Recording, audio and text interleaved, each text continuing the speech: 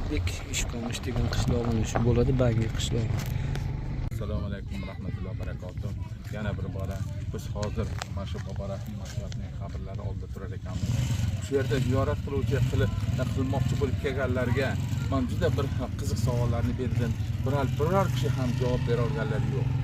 Boborahim mashhur kim bo'lganlar, qanday qilib shahid bo'lganlar, qay tarzda bularning maytlari shu shahid bo'lgan tanalari bu yerga kelib qolgan.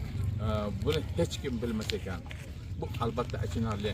Bu holatni albatta takror bilish uchun qanaydir bir mashrabxonlik nimalarimi yoki bo'lmasa qandaydir bir haligi bir anjuman o'tkazish, shu bilan birgalikda birodarlarimizga aytish kerakki, qay tarzda bu kishi kelib qoldilar, qanday ijod qildilar va qilgan ijodlari qay tarzda bo'lgan. Bularning qancha bir g'azallari bor. Bu ham albatta ko'plarga noma'lum bo'lib qolmoqda. Ko'plar mana hozir she'r eshitamiz, boshqa qilamiz. Farg'ona tong otguncha g'azallar, ashulalarni eshitamiz-ku, kim ijod qilganini bilmaymiz. Juda qiziqda. Boborahim Mashrabning Kamoliddin Rahim juda chiroyli kuylari edilar. Bu kishi ham mana o'tib ketdi. Ularning zabardast ovozlari bilan aytiladigan qo'shiqlarni hamma eslaydi-yu, Boborahim Mashrab qayerda va qay tarzda shahid bo'lganlari haqida hech kim bilmaydi. Birodar azizlar, bu yana qayta bora aytaman, bu Boborahim Mashrab qabrlari. Shu yerga qahor nimadan kelib shu yerga qo'yishgan. Balxda bu kishini halok qilishgan, osishgan, keyin esa bu yerga olib kelib qo'yishgan. Nima uchun 400 kilometr uzoqlikda bo'lgan bu chekka bir qishloqqa olib kelib qo'yishgan? Bu Alloh o'zi biladi. Birodar azizlar, shu haqda fikr va mulohazalaringizni albatta yozasiz, biz esa ishlamiz, shu javob berishga harakat qilamiz. Kommentariyada albatta fikr va mulohazalaringiz bo'lsa aytasiz degan umiddaman. Bu Boborahim juda bir ulug' zot bo'lganlar.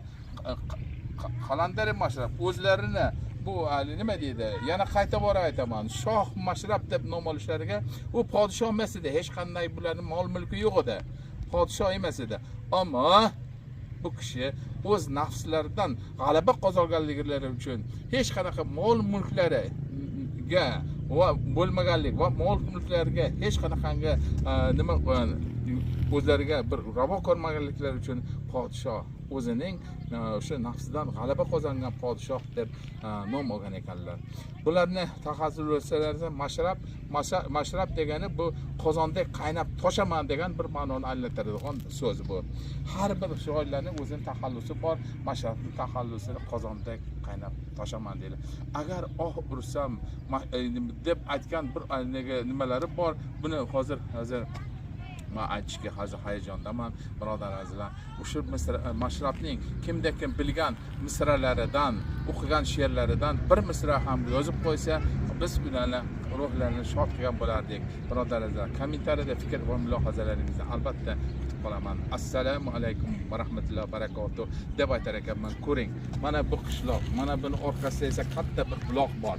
Buloqlarni ko'rgani biz hozir Qobil tomonga ketyapmiz, bizni vaqtimiz yo'q. Mana bu tomon katta qishloq. Qishlog'i nimasida esa on tepasida juda katta buloq bor. Mana bu daraxtlarni e'tibor bering. Hech qayerda daraxt yo'q, hech qabr ustida bu kishining tepalarida daraxt turibdi, ko'm-ko'k soya berib turibdi. Mana bu bayroq oldin osilmagan edi. Mana derazalar yo'q edi, qayta bora aytaman.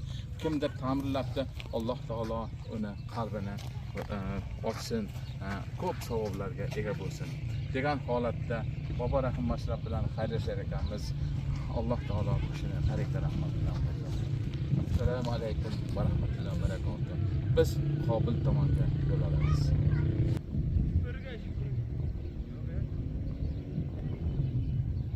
Shu. Qani?